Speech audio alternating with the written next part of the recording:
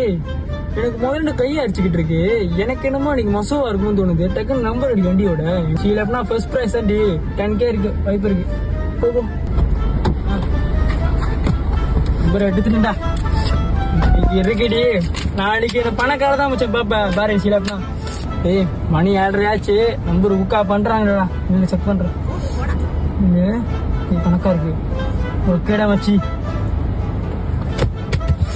ஒரு number miss வெறியாகுதுடா. ஏன்டா நம்பரை மாத்தினானுங்க? ஒன்னும் ஒரு நம்பர் மச்சி பணக்காரன்டா. வெறுப்பாகுதுடா எனக்கு. இதனால நம்பரே நடிக்கிறது இல்லை. என்ன ஏமாத்திட்டே இருக்கானுங்க. இதுவா நான் நம்பர் எடுக்க மாட்டேன்டா.